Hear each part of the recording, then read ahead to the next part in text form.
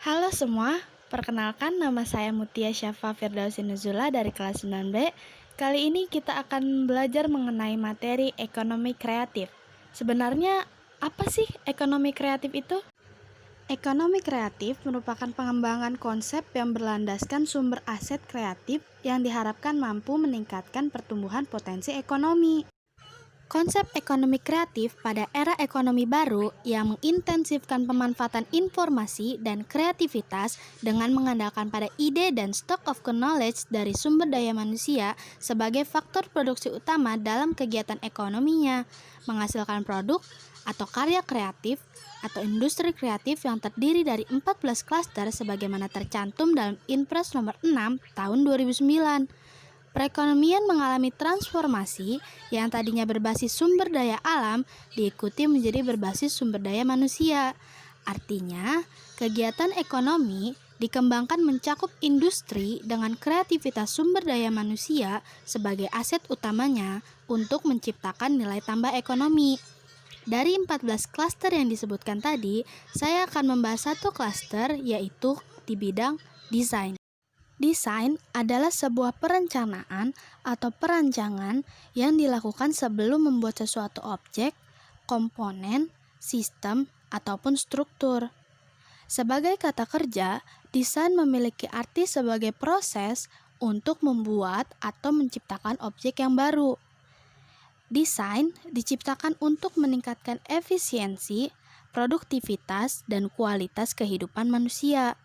Industri kreatif ini berkaitan dengan kreasi desain grafis, desain interior, desain produk, desain industri, konsultasi identitas perusahaan, dan jasa riset pemasaran, serta produksi kemasan dan jasa pengepakan.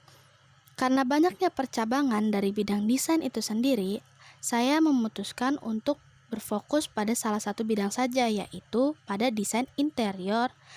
Namun, sebelum itu, saya akan memperlihatkan contoh desain interior itu sendiri. Nah, ini dia contohnya. Desain interior itu pada dasarnya ilmu perancangan berupa solusi dengan mengandalkan seni dan teknik. Misalnya, untuk desain sebuah ruangan itu harus tahu fungsi ruangannya untuk apa, untuk siapa, pribadi atau komersial, dan sebagainya. Saat menjadi seorang desain interior, kita akan banyak bekerja dengan klien kan? Untuk itu, kita harus bisa menjadi negosiator yang andal, mampu menyelesaikan masalah, pintar mengatur budget, bisa bekerja sama dengan tim, dan mampu memaksimalkan tata ruang untuk hasil yang maksimal dengan fungsi yang banyak. Misalkan, kita dihadapkan dengan satu ruangan, nah kita harus cepat berkreativitas dengan ruangan itu sendiri nih. Bukan hanya tentang meletakkan barang atau tentang melihat nilai estetikanya di mana, tapi kita harus memikirkan juga bagaimana fungsi yang dapat dihasilkan dari peletakan barang yang kita taruh untuk kepentingan klien. Pemilihan corak dan warna juga ikut andil dalam menentukan bagaimana sifat ruangan itu bisa terlihat. Nah, jadi ketika kita sudah bermain dengan warna-warna atau dengan corak, kita bisa menentukan bagaimana ruangan itu akan terasa seperti apa. Misalkan dengan memakai warna-warna cerah, kita bisa menunjukkan bahwa ruangan itu ingin terlihat hidup atau ingin terlihat seperti klien tersebut.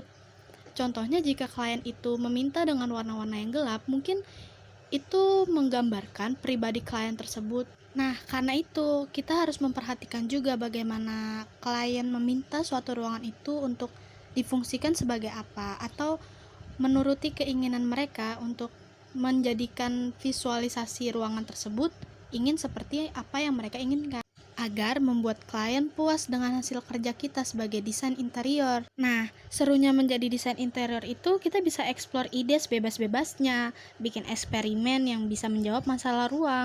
Tetapi pengetahuan desain interior itu akan sangat diuji karena kamu nggak hanya harus membuat desain yang bagus, tapi juga baik dari segala aspek. Jadi, jika ingin menjadi desain interior, kita harus banyak belajar dari sekarang untuk memperkaya ide, kreativitas, serta pengetahuan kita untuk diterapkan di masa depan nanti. Oke, jadi begitu saja dari saya. Wassalamualaikum warahmatullahi wabarakatuh.